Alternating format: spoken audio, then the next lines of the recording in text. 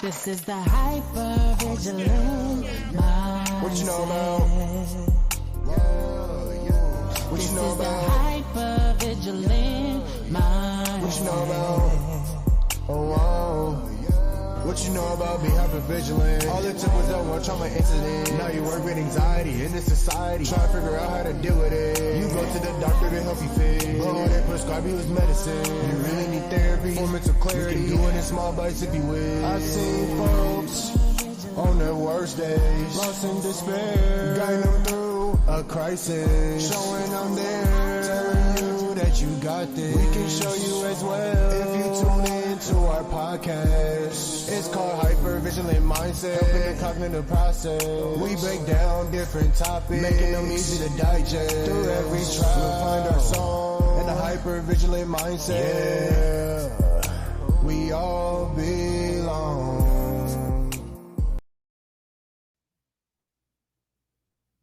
This is the Hypervigilant Mindset, and I'm your host, Sheena Glover. I'm your co-host, Rashawn McNeil Lee.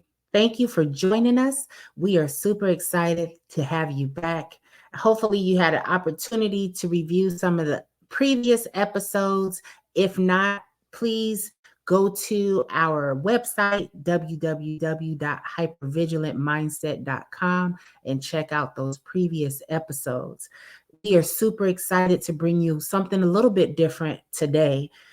In the spirit of Halloween, we are going to talk a little bit about fear and its impacts in our vulnerability and oversharing.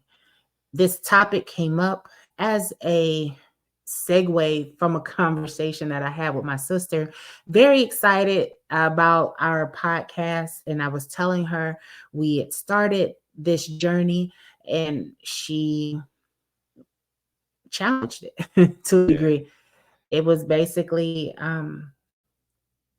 you're putting yourself out there. Do you have any fears that you may be oversharing? And what does that look like on the other side of it? Because I started to tell her some of the things that I wanted to talk about in regards to my personal life and its impacts on who I am as an individual, and how it has impacted me in my journey to where I am today as a fire captain, as a mom, and as an adult for the most part. So we're just going to kind of delve into that. One of the stories that I've been wanting to share has been my experiences in my first marriage. I mentioned that I was married when I was 19 years old, and I am now a domestic violence survivor because of that particular relationship. And I think that what holds me up in discussing those experiences is the fact that it has the potential to help others. But if you have any sensitivity to anything domestic violence related, it may cause some form of trigger, and we're not here to set you back or to trigger you. It's just me sharing my experience in hopes that it gives you some optimism to help you through what you're going through, or if you know someone, can be a resource and really help to shed a little light on something very negative that actually allowed me to have a positive outcome on the other side of it, based on how I chose to handle it and what it looked like for me, for where I am now in my life. So I was married when I was 19, engaged when I was 17, because that makes sense. Man, that's crazy. I ain't gonna lie, that's crazy. First boyfriend, and it's funny because it was my sister who was like, are you sure you want to share your story? She was the one who would always joke when I was in that relationship, are you gonna marry her? Are you gonna marry her? I said yes. And I didn't know any better. I thought that, oh, this could be good, and I said yes. And who knew? You know what I mean? Like, who knew? One of the things that occurred very quickly after being married. Now, let's note the relationship was great early on. We never argued. It went really well. We got along great. We had great conversations, and it just made sense. It felt good. Um, and I didn't know. And no one told me anything different. So the challenges were once we got married, I was viewed as property. And I was his and his alone. And if I had a conversation with anybody else outside of the relationship, whether I was in the grocery store and I spoke to someone who spoke to me, it became problematic. And so no one ever taught me what to be like in that particular situation. And when I reached to family and individuals in my personal life for help, no one offered a solution. And I was basically told by mom that I made my bed and I needed to sleep in it. And so, what do you do? Now there's a whole new level of fear wrapped into the situation because you've done everything that you think is the right thing. And so now I'm like, okay, well, you made a vow. This is your husband. You have to fix it. And what do you do when there's no solution to fix a problem that you don't even know what's wrong and why it's happening? So, like the innate challenges of sharing a story about what you're going through in those kind of moments, it was more traumatizing than the trauma itself because you felt like I felt like I didn't have a safe space.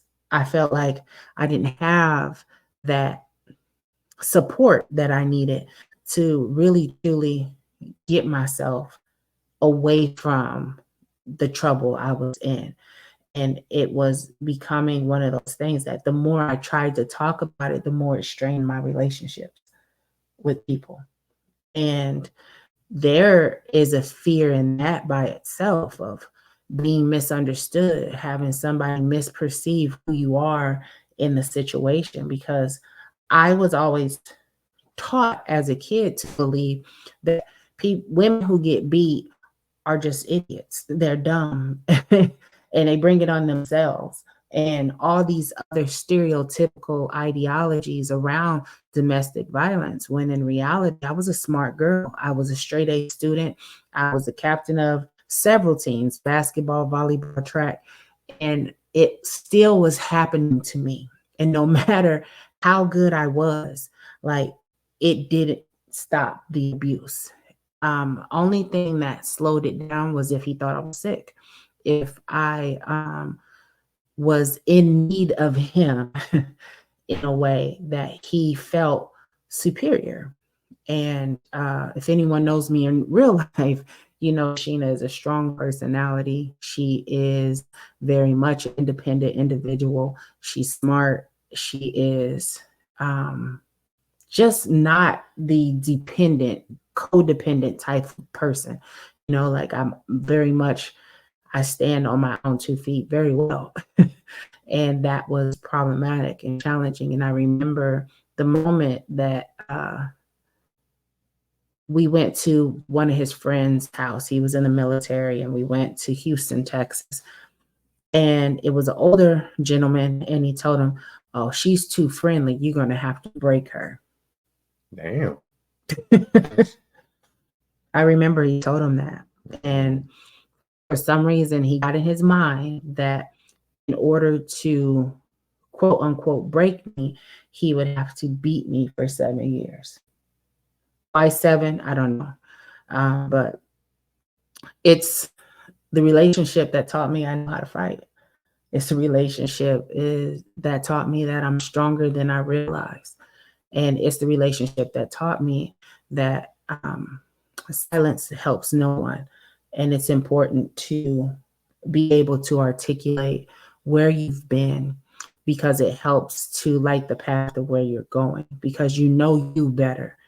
And the only unfortunate part of that was in that trauma, in that situation, it forced me to hide a lot of who I was in order and what I felt was an attempt to keep myself safe. And over time, I forgot where I put those parts of me. And it was the goofy side of myself, the, fun loving, outgoing, for real, outgoing part of me. And it's like, when you're in it, you're not thinking about it. You're just thinking about staying safe. And then when it's all over, it's now what? Who am I now? And what does that look like? So I say all that to say there never been a moment in creation of this particular podcast that I thought I can't share me, because I know that my story is unique in a lot of ways. In a lot of ways, it's very common for some people. And hopefully, in hearing it and knowing that I got through it and I'm on the other side of it, it can give somebody a little bit of encouragement and redirection, especially when you lose sight of that. I always use the analogy of a footlocker.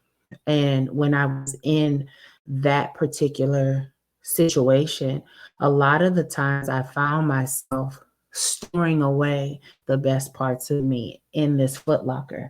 Like when I went to college, I had a footlocker and I wasn't able to take anything of too, like a whole lot of stuff. I could only take the things that were most important to me. And I would store it away in a footlocker, and that's what I took with me. And the same thing applied when I was in the thick of that situation. I stored it away in hopes that, this is what I got and I'm gonna take it with me. And what does that look like when it's all over? And you hope that you don't lose it. You hope you don't misplace it, but sometimes it happens. And if it does, what do you do next? How can you get it back? How do you get it back?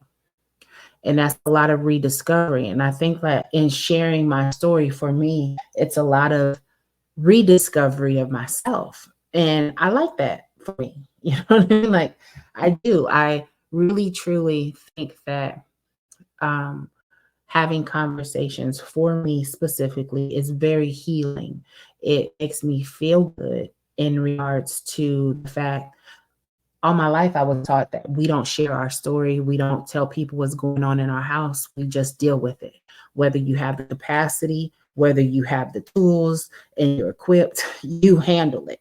And no one needs to know. I'm not good with hiding who I am and shrinking or, repurposing Sheena. And I know that about me. And it has been an issue in other places, that the expectation of shrinkage and lowering is required. And I don't think that those are the environments that really truly work for me. And I think that because of what I've been through is why. Because had I shrank, had I became less than truly, I think I'd still be there or dead somewhere, because that almost happened to. So the intention isn't to scare anyone. The intention isn't to trigger anyone, but it's just the reality of, you wouldn't know that about me meeting me for the first time. And you shouldn't know that about me meeting me for the first time. But because we see our world through the lens of our experience. And I said that before, but knowing that there's people standing in front of you that you engage with every day, and they have a story that's deeper than the surface of the person that you see on the exterior. But when is it appropriate to really truly delve into the story? And so that's why we're here, to provide that opportunity of safety, to know that there's no judgment here, and we're inviting you to be vulnerable and be who you are, and to a space that is actually, we're naked, like we're not covering up, we're not pretending, we're here really truly engaging because we feel like we have a purpose that's bigger than what we've been through. And what would you say, Rashawn, for you personally, has there ever been a moment of fear associated with sharing something that you've been through or challenges that you've experienced? Yeah, I think I always had that fear in me just when it comes to just talking and opening up about how I'm feeling because I just thought that my feelings didn't really matter sometimes. You know what I mean? Like sometimes it's like I'm a kid, I just gotta be happy and do what I need to do, to Mhm. just maintain that homeostasis or whatever in the home. I kind of came off as a sense like I have to be strong, for others, you know what I mean? And be that energy that they need.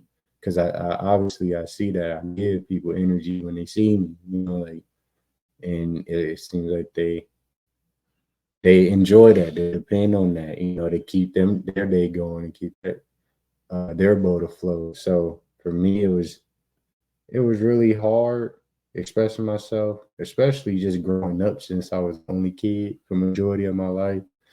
I didn't have nobody to really talk to except myself to about my feelings, and I didn't have nobody to give me good advice to like teach me on how to feel and make whatever feeling I'm feeling is like an okay feeling. You know what I mean? And sometimes just going through things, you don't think that it's an okay feeling to have. Like sometimes you like, why am I feeling like this? Is it normal for me to feel hurt or is it normal for me to feel disrespected or something, whatever I'm going through? And then sometimes it's just like I get into my own head just because I didn't have that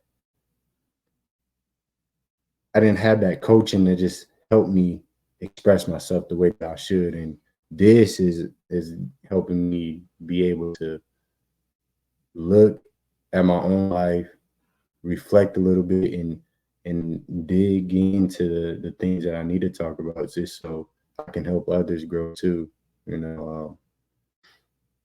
My main thing, just the fear aspect. Sometimes when it comes to just our relationship, and expressing myself, sometimes I don't be knowing what person I'm gonna get. Like on me, I in my mind be racing. Like I'll be like assuming things sometimes, or I'll be like just creating scenarios on how it could go before I even say it, or I might say it, but I might say it in a way where it's not received well. You know what I mean? Like I might come too aggressive with it and I don't catch myself and seeing myself coming aggressive when I'm trying to conversate or talk about something that's bothering me, so it's like my difficulty with that part is just how do I approach it, how do I come up to you and just be like, I got something to talk about, or I could need something to just get off my chest, in a way that it's palatable for you to digest in a good way, and it's able to help me because you can digest it and actually hear me, and then be able to give a good synopsis or good advice on whatever I'm going through. That's what I'm managing with that. So So, do you feel like that is your truth right now in this moment? Um, yeah, Currently? I think that's the big truth. Like it's always been that for me. You know what I mean? Like I always be thinking in my head, like I'm just afraid to share because I don't know how I'll come off to people. I don't know if I'm hurt somebody's feelings by what I say because I didn't structure it, right. And I think that's what hurts me too because I don't say anything because I'm trying to find the right words or I'm trying to find the right things to say it without being that butthole or that guy that just seems like he's just a party pooper or whatever, so Do you feel like trust plays a role in your ability to share? And what yeah. does that look like on the other I side? I think really trust is a major role for me because who broke my trust? You know what I mean? Who broke your trust? And I just felt like, my dad is a major person that broke it early for me, like Mm-hmm. very early. Like I remember being 4 or 5 years old, visiting him, and he's telling me these things like I'll never be a deadbeat. I'll never be a person that just not be there for you, not check up, and then he does those things that he said that he would do, and then you give him another chance, and then he do the same thing in a sense, and it's just like I just it's kind of like fool me once, shame on you, and then fool me again, shame on me, Yeah. type stuff. So it's just like going through things like that. It's hard to just trust who the people's intentions. It don't matter who it is. It can be a new person. It can be your other parent. You might look at them with like hyper vigilant. Be hyper vigilant around them. Like, are you going to do me like the other Yeah, parent did yeah, me? yeah, exactly. Like you're just afraid in a sense to like I already lost one. I'm not trying to lose another. And the same with just friends too. It's like I already lost a friend. I'm not trying to lose another. Or a friend already did me dirty. Yeah, I'm a chance to do me dirty again. So like I can't really trust other people just because I don't know how they gonna be. And some people be cool, but I don't be wanting to take that chance sometimes because I'm trying to protect me and my hurt. Because I feel like I hold on to a lot of stuff to where it's like I take damage from the past just because I haven't fully moved on from it. You know what I mean? So What do you feel you need to be able to move past it, though?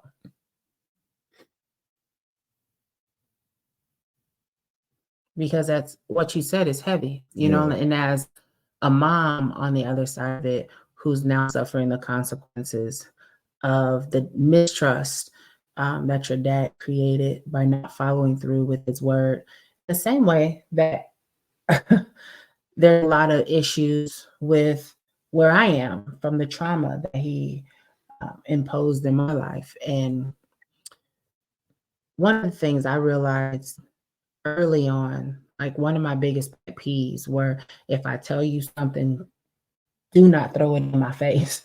You know what I mean? And I think that that's a lot of the fear in sharing certain truths with certain people, because I've had those moments kind of similar to you, but not the same, where you went to a parent, you disclosed something that was very trying, and when they were upset, then now it's back out in the worst way possible. And now you have this whole new level of hurt and distrust that's associated with it. And some of the problem is when you share things that happen to you and you're honest about its effects on you, it strains your relationships because the individuals who are the other participating parties in your story don't necessarily either take accountability for their role and how you were impacted or affected, or they don't want that truth to make them look different in the yeah, light. You know what I mean? Like, and so that's the biggest challenge. Do I tell my story truthfully and like accept all casualties? Or do I alter the story and lie for you to keep you exactly. safe? Yeah, And I think that that is the fear in us having this podcast. Are we going to share too much? Are we going to have casualties as a result of the truth? And that's not what the intention is. The intention is to hopefully grow and bond closer and be able to open the floor up for dialogue and conversation and that back and forth of, oh, I never realized that was how you saw that situation. Or, like, can we sit down and really truly delve into how I have impacted your life? But it takes a lot for that individual to do that too. That You know, it 1,000%. takes a lot for them to be like, okay, I didn't see myself portraying, like I didn't see myself being like that towards you, you know, and you tell me this is new to me because I didn't see it. I was in some sort of other form, you know. And you know, like we all have to understand that everybody's operating in their own trauma, you know, like or operating in their own personal problems in their own personal space. And sometimes the reactions we get are just an accumulation of the things that they are able to handle or not. You know what I mean? Like, and so understanding that you're sometimes walking into a shitstorm and you don't even realize it. And what does that look like on the other side of it? And I didn't mean to add any insult to injury, but I didn't know. And I also am affected now because I did enter into a space that was hazardous and I was unaware. Yeah, yeah, that's just from me not talking, you know, like I couldn't, I always just couldn't find the right words to express myself so it can be good to like for you to like really be like, okay, you know, have that moment like what you're saying now, you know, and being able to just take yourself out your body and just think about whatever issues we had in the past and stuff or whatever, you know, and to come to a realization that you gotta let that person, I guess, express themselves the best that they can so you can understand them more, you know. But it kind of takes a lot for that person to get that type of knowledge and education to where they can fully understand themselves and be able to fully express themselves in a way that they feel is a good, healthy way, you know, because I feel like it's not fair for me to just say whatever it is, however, sometimes because it can hurt. Like it's going to hurt and it's going to make somebody feel some type of way. You know, like it doesn't matter how you say it. Sometimes you might still feel some type of way. Sometimes I Like don't know. for me, I don't really care about the feelings part. Yeah, You know, like I would rather have the understanding. Like, yeah, what's the problem? Because there's nothing for me like being misunderstood. You know, like that is one of the biggest pet peeves that I have. And somebody was like, why do you care what people think? I don't. It's about my safety and survival. I need you to understand where I'm coming from because I don't need any misjudgments or misinterpretation in regards to my intention. But we all know that there's a difference between intent and impact because you can have the best intentions and how someone receives something could be totally different. And you can be wanting to be as positive or loving as possible, but how that's processed for someone else could be completely opposite of what you thought. And it could be just the words you use yeah, in that moment yeah, and what you said. Um, but the biggest thing for me is that misconception of, oh, well, Sheena is this, and it's not necessarily true. You know, like sometimes I'm sarcastic as shit, and I know that. I know that. I remember one time I met a guy and I started ragging on his mustache before I even asked him his name, and he will not let me live that down. Like, because he was growing that thing and he was proud of it, and I came in and just completely devastated his life by joking on him, but yeah. that was just my way of breaking the ice. And I didn't know that it meant that much to him. And the intention was not to hurt his Exactly. feelings, but it was to really, it was just my way of getting through the awkwardness, you know, like my way of working through not knowing you and introducing myself instead of just, hi, I'm Sheena, you know, because that's You easy. just started bagging. Oh, a You whole started curve blaming session. It was real. yeah. It was, you know, like in looking back, I was like, oh, I guess I could have Did eased it in, differently. gave you a moment to know who I am before I gave you all that extra. air. But I mean, now we have a story to tell. We're good friends now, and we made it past that moment. But I don't think he's ever grown a mustache in the same way again. So, I mean, that's just my fear. Like I don't want nobody to just get what I say misconstrued, because sometimes the things that I say be coming, out of care or love. But again, it's all about how you say things, how you approach it too.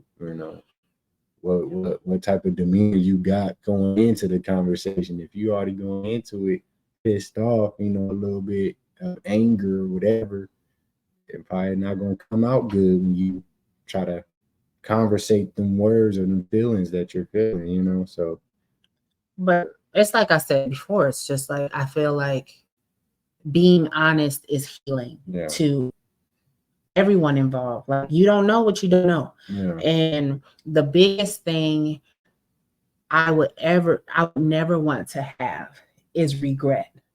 Like I wish I would have said it, or I wish I had the opportunity to share. Maybe it would have did XYZ. You know what I mean? Like just being able to know that I put the information out there, it's challenging to take back once it's out there, and I understand that. But the reality is sometimes there's people who need to hear it, and like the conversation ain't meant for everybody, and we understand that, right?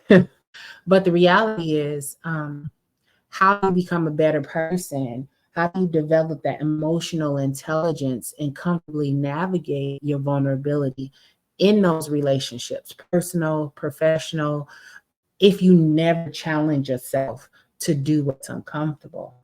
And sometimes even embracing the fears that are associated with the sharing and associated with really truly engaging in a space that could potentially put you out there. You know what I mean? Like, at least number one, you're in control of your own narrative because it's your truth and your truth alone. It's coming from your voice.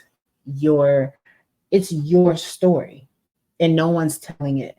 It's you telling your truth. And I think that's what I've embraced, and why this has become something that I thoroughly enjoy, because it gives us an opportunity to get to know each other, but also really truly uncover who we are individually. And I think that in itself has some beauty to it, and it can be poetry if you let it, so that's kind of what I look at. Definitely. It definitely is like poetry, and it's like chemistry. Like you can feel the organic chemistry just forming and stuff like that. So I think us talking about certain topics like that to kind of get our minds working into a sense of kind of coming up with a solution or a game plan of how to navigate a situation. For instance, the vulnerability, how to even tap into that when you need it, and when it's appropriate to tap into that and be vulnerable to whoever it is, either it's your girlfriend or boyfriend, your parent, even a close friend, or even somebody you don't even know, but you can tell that they're hurting in a way that if you did share a vulnerable story that you have for them, potentially it would help them and make them kind of have a positive outlook on their life and whatever situation they was going through, and to be able to get them out of a little slump too, so. And I believe practice makes improvement, right? We're never going to be perfect in the way that we navigate conversations, and there's emotions tied to it. Sometimes there's a lot of other barriers that could potentially have impacts on how that conversation comes out. But the reality is you have to practice. And sometimes it's overcoming those fears to get yourself on the other side of what's needed. And sometimes you have to say what you have to say. And the reality is, nobody can speak for you but you. And for me as a parent, hearing you say what you said in regards to your personal traumas and struggles and why you don't communicate because of the trust that was lost, it kind of feels unfair, but it's also one of those things where that's your reality and it's not my place to take it personal. But it's one of those things where it helps to build a better picture of the why for you. I know that I can always look on the outside and tell when there's something bothering you, but it's nice to know the backstory. And it's nice to know kind of how we got here. And it kind of helps to really help us face forward towards those tough issues, because I gained a little bit more an emotional connection and understanding that personal context for you. And so thank you for being open and talking about that, because I know that's not easy and I appreciate it. Yeah, you're welcome. And I'm just, like I said, I'm trying to step outside my comfort zone and be different in a way, and not be that same person that's doing the same things to cope. You know, I'm gonna do different things to cope with my emotions and my feelings, because I'm tired of just not saying anything, or I'm tired of just tucking it away, you know? So it's time to let whatever tension I have go, so I can be the best man that I want to be. You know? You know, like the biggest thing for me is self-awareness. You know, having these conversations help, you know, really for me to engage in being better and understanding me. And it sounds selfish, but it's really truly what I need. It helps me in the sense of I'm just listening to you even disclose what you disclose. Now I have a better understanding of how we can better problem solve in the future. You know, like it's one of those things where it's kind of set me up for that um, feedback that is necessary in trying to find ways to get that solution oriented type of goal, and being really focused on improving our connection and our teamwork, because we are a team and we've discovered that we're better together than we are when we're in odds or in conflict. But understanding that for me, fear is healthy. And if you don't have that fear to a degree of should I, or what am I doing? Am I making the right decision? Then you're not trying. You're not pushing yourself towards that personal growth. And I think that life is about growing and moving forward. And so that's really what it is. And, you know, we'll continue to share those stories that have impacted our lives and really forced us to some degree to grow up. Get it together. And figure out how to maneuver in the spaces that we find ourselves in, and more importantly, figure out how to navigate in our space that we call home and what we call our family, and what that looks like on the other side. We're going to continue the conversation in another episode where we kind of connect it to the professional context and what does that look like, and are we able to have difficult conversations in a professional setting, and how is that going to impact your career advancement or your career period, and what have been some ways that we've connected in the professional realm and allowed our stories to move us forward? Or has there been situations that our story has hurt us in the professional spaces that we operate? So please stay tuned and come back again. This has been an intriguing conversation, to say the least, and I'm appreciative for it.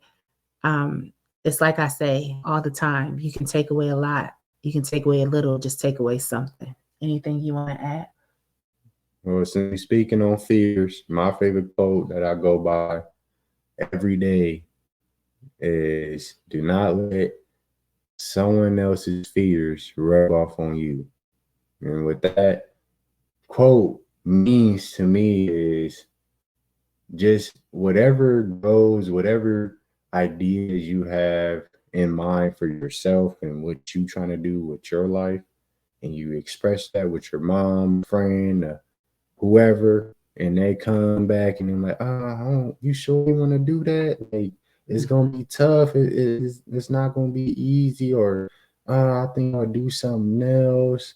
And then you let that get into your head. You put that dream aside, or you go back to the drawing board and think of something else. If you really want to do something and you set on it, do it, man. Don't let nobody put anything in your ear to discourage you from doing the things that you want.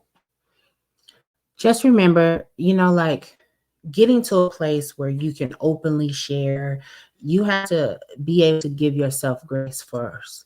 And I would suggest gradually building up to expressing yourself and sharing those things that you need to share, and seeking support. Find groups or individuals that you trust that can actually help you. Like in navigating all the things that I've been through, it's been time for me to get to this point, and I had to practice.